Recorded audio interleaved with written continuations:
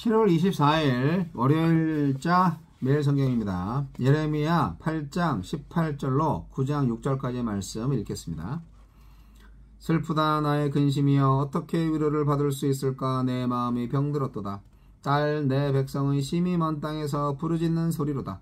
여호와께서 시온에 계시지 아니한가 그의 왕이 그 가운데 계시지 아니한가 그들이 어찌하여 그 조각한 신상과 이방의 헛된 것들로 나를 경노하게 하였는고 하시니 추수할 때가 지나고 여름이 다하였으나 우리는 구원을 얻지 못한다 하는도다. 딸 내 백성이 상하였으므로 나도 상하여 슬퍼하며 놀라움에 잡혔도다. 길르앗에는 유향이 있지 아니한가 그곳에는 의사가 있지 아니한가 딸 내 백성이 치료를 받지 못하면 어찌 됨인고 어찌하면 내 머리는 물이 되고 내 눈은 눈물 근원이 될고 죽음을 당한 딸 내 백성을 위하여 주야로 울리로다. 내가 광야에서 나그네가 머무를 곳을 얻는다면 내 백성을 떠나 가리니 그들은 다 간음하는 자요 반역한 자의 무리가 되미로다. 여호와의 말씀이니라. 그들이 활을 당김같이 그들의 혀를 놀려 거짓을 말하며 그들이 이 땅에서 강성하나 진실하지 아니하고 악에서 악으로 진행하며 또 나를 알지 못하느니라. 너희는 각기 이웃을 조심하며 어떤 형제든지 믿지 말라. 형제마다 완전히 속이며 이웃마다 다니며 비방함이라. 그들은 각기 이웃을 속이며 진실을 말하지 아니하며 그들의 혀로 거짓말하기를 가르치며 악을 행하기에 지치거늘 네가 사는 곳이 속이는 일 가운데 있도다. 그들은 속이는 일로 말미암아 나를 알기를 싫어하느니라. 여호와의 말씀이니라. 탄식하는 예레미야. 예레미야는 돌이키지 않은 유다 백성과 돌이킬 수 없는 하나님의 심판을 앞서보며 가슴이 멍들고 상처가 깊어갑니다. 우리에게 주시는 교훈은 무엇입니까? 교회의 잘못을 비판하더라도 연민의 눈길과 연대의 손길을 잃지 않아야 합니다. 예레미야는 불로 뛰어드는 불나방처럼 심판과 죽음을 향해 달려가는 백성을 보면서 괴로워했고 그들이 받을 상처에 슬퍼했습니다. 백성이 죄에 분노하던 선지자가 그들의 고통에 울었습니다. 사실 예레미야의 날카로운 비판은 백성을 향한 지극한 사랑의 표현이었습니다. 교회의 죄에 분노하는 것으로 내 몫을 다했다 생각하지 말고 교회의 아픔을 슬퍼하기까지 사랑합시다. 순종을 저버린 종교적 신념은 나를 지켜주지 못합니다. 다윗 왕조가 영원하고 하느님의 도성 예루살렘도 안전하리라는 유다의 신념은 산산이 부서졌습니다. 순종 없이 복만 구하는 그들에게 하느님은 보호자가 아니라 엄격한 심판자가 되셨습니다. 하느님을 향한 올바른 신앙을 형성하는 것도 하느님의 복을 누리는 방법도 순종입니다. 하느님의 사람은 하느님의 마음을 느낄 줄 압니다. 예레미야는 죄에 중독된 이스라엘의 상태가 더는 보기 싫고 그들이 심판받아 울부짖는 것도 보고 싶지 않았습니다. 할 수만 있다면 아무도 없는 광야로 도피하고 싶고 온몸이 물주머니가 되어 눈물로 소진되고 싶었습니다. 예레미야의 심정은 유다 백성을 향한 하느님의 마음과 같았습니다. 그는 자기 슬픔에 겨워 우는 것이 아니라 하느님의 아픔에 공명하여 울었습니다. 이 시대를 바라보시는 하느님의 마음을 헤아려 봅시다. 거기서 우리가 할 일과 우리가 드릴 기도를 찾을 수 있습니다. 하느님을 떠난 공동체는 징벌이 있기 전부터 무너지기 시작합니다. 진리가 떠난 자리에 거짓이 들어오고 쉼 없이 악이 이어집니다. 정을 나눈 이웃을 비방하고 피를 나눈 성제를 속입니다. 그 누구도 믿을 수 없는 상태가 되고 맙니다. 하느님의 심판에 이르기 전에 이렇게 자멸해 갑니다. 지금 이 시대의 교회도 거짓이 신뢰를 무너뜨리고 탐욕이 소명을 짓누르고 있지 않습니까? 나도 여기에 거짓을 보태고 있는 것은 아닌가 돌아가 봅시다. 주여, 하느님의 분노와 슬픔에 공감할 수 있는 마음을 주소서. 저도 탄식하고 싶습니다. 저도 탄식하고 싶습니다. 이스라엘이 당할 고통이 뭔가를 뱀, 독사한테 물리는 치명적인 사건으로 묘사하고 있죠. 이제 예언자와 하나님 백성은 탄식하죠. 백성은 왜 탄식합니까? 자기들이 이미 이제 당하고 있는 고통 때문에 탄식하는 거고, 하나님과 예언자는 그들이 당하는 고통이 자기의 고통과 같기 때문에 아파하는 거죠. 무엇보다도 고통을 당하는 분은요, 심판을 하시는 하나님이세요. 아버지잖아요. 자식 때린 아버지가 마음이 더 아프지 맞은 자식이 더 아프겠어요?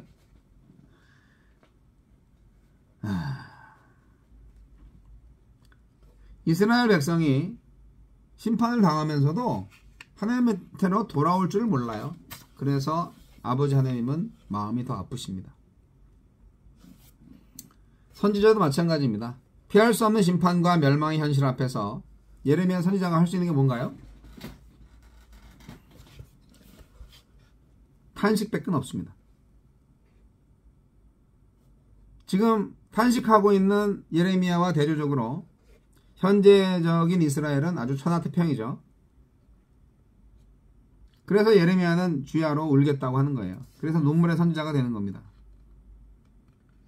오늘날에는 찬가보다는 애가가 필요한 시대가 아닌가 생각이 됩니다. 나부터 죄가 많잖아요. 영적인 태만과 완악한 심령에서 떠나기 위하여 흘리는 눈물이 필요하지 않겠습니까?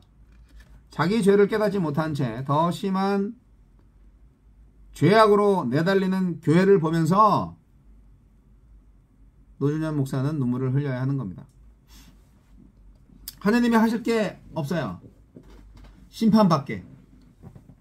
죄를 저지르고 있는 백성들한테 하나님이 하실 수 있는 게 없어요. 심판밖에. 죽음밖에. 멸망밖에. 백성들은 심판을 당하면서도 부끄러워할 줄 모르고 그게 왜 자기들 죄 때문인지도 모르고 다시 원망하죠. 고생할 만큼 고생했는데 왜 우리를 구원하지 않습니까? 하면서 하나님한테 원망할 거예요. 불평할 거예요. 그런 사람들한테 하나님은 어떤 존재입니까? 자신들의 기대와 필요에 따라서 움직이는 존재임에 불과하죠. 하나님이라는 존재가. 우상을 섬기듯 하나님을 섬기고 있는 거죠. 이스라엘 백성들은 치료 불능 상태입니다.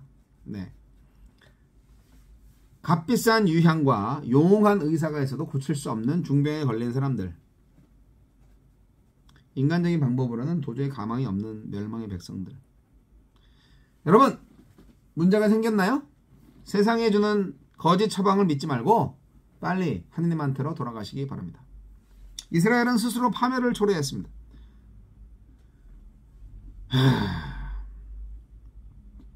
동족의 행음과 폐역을 더 이상 눈뜨고 볼 수 없어서 예레미야 선지자는 이 백성을 떠나서 좀 피해 있을 만한 광야가 없을까? 그랬는데 하나님을 떠난 그 백성들을 향한 인내심과 동정심이 예레미야도 바닥이 난 거죠. 유다 사회는 거짓이 진실을 대체하였고 악이 쉬지 않고 이어졌던 사회였습니다. 하나님을 알지도 못하고 관심도 없었지만 그 땅이 강성하였기 때문에 더욱 자기 정당화가 쉬웠을 것입니다. 신앙 회복이 없는 경제 회복이 더 큰 재앙인 이유가 바로 여기에 있습니다. 하나님께 간음한 백성들은 모든 관계마다 다 간음을 한 거예요. 그들은 하나님의 심판이 오기도 전에 이미 다 망가져 버린 것을 깨달아야 합니다. 하나님이 주신 복이 아니라 세상이 주는 복, 그것은 재앙이죠. 불순종으로 거짓으로 이루어진 축복, 재물, 명예, 학식, 그게 더 큰 저주요 심판의 열쇠가 됩니다. 아유, 왜 이렇게 공부들을 많이 하려고 하는지, 그 공부해가지고 뭐 하려고 그러는 건지, 왜 이렇게 스펙을 쌓으려고 하는 건지, 우리 사회가 참 너무 어려워요. 대학 나오는 이유가 그냥 좋은 직장 잡으려고 그런 거죠.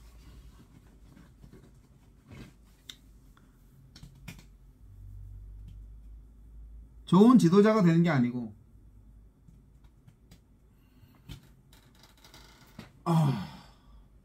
자꾸 생각이 나니까 뉴스 보기도 싫고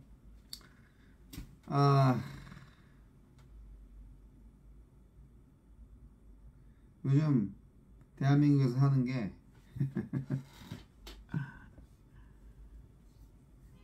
너무 힘듭니다.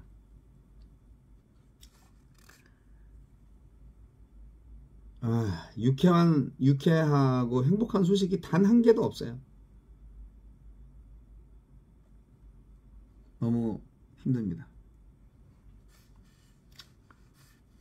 설교도 하기 싫고요.